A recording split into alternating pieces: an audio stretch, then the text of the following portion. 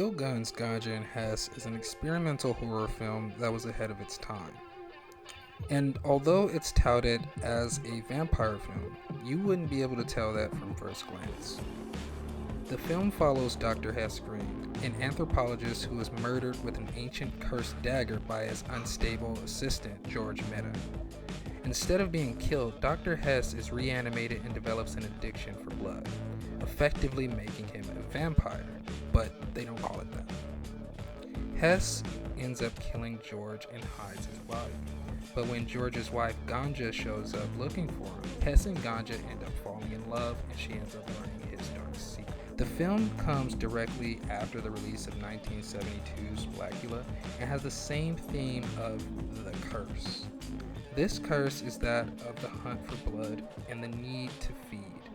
And I've said this before about Blackula, but when it comes to black men playing vampiric characters, I can't help but think of the curse as a metaphor, which is exactly what it is in Ganja Hess. Ganja Hess takes place in the 70s when you had the return of Vietnam veterans who were addicted to alcohol and drugs. A lot of the black Vietnam vets were broke, addicted, and violent, and several dealt with PTSD because of all the trauma they experienced, which reinforced the habit. So, with this context in mind, vampirism becomes the perfect metaphor for how the black man chose to deal with his situation at the time.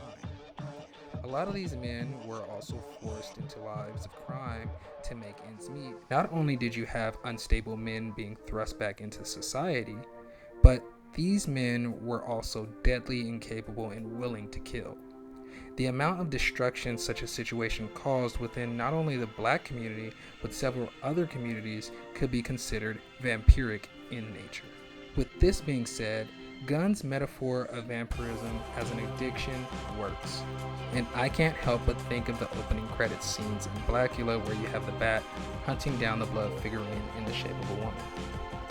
Again, much like Blackula, this film places this concept into the hands of the black community.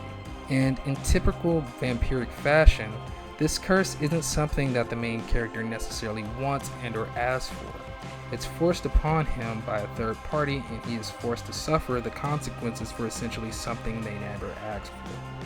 Just like slavery, capitalism, Western society, and Christianity, which were all things that were never asked for by the black community, but thrust upon them, Ganja Hess also deals with religious and spiritual themes as well. There are several scenes in the film of the black church. There are several long-held shots that I'd classify as B-roll, where you just watch a typical black church sermon, and ultimately, religion is the solution to the problem in the film. But unfortunately, my biggest gripe is that for a film that's so heavily rooted in symbolism and metaphor, there is no representation for African traditional religions in this film. Unfortunately, the film wasn't received so well and had a poor box office performance, causing it to be recut. But the film in and of itself is still a piece of art. Unfortunately, artistic films rarely sell to the mainstream, and this was before the huge wave of private productions and the exploration that came with independence.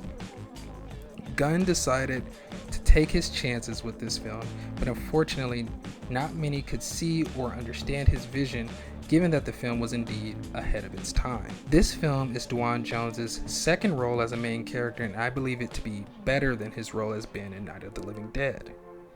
Jones's Hess Green acts as a symbol of black wealth corrupted by capitalist American tendencies.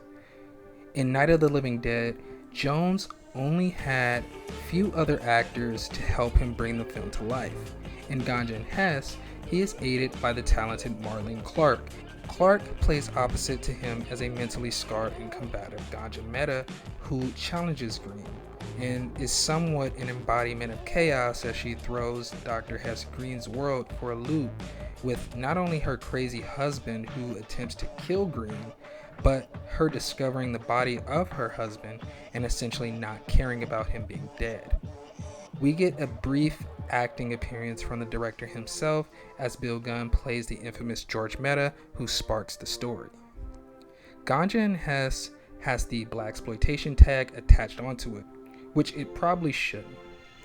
There's nothing exploitative about this film. This was a black film made with and for black people. In the case of Ganja Hess, it just seems like the blaxploitation tag seems to apply to low-budget films made by black people. The tag ultimately ends up becoming a success killer.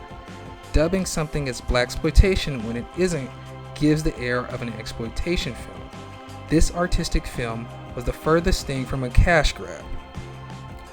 Overall, this film is a vampire movie without being a vampire movie. Bill Gunn's intention to show vampirism as a metaphor is clearly apparent here, but I feel that the film was too much for audiences to handle from the mind of a black man at the time, whereas this film could have possibly been seen as an art house genre film if it were made by a white director.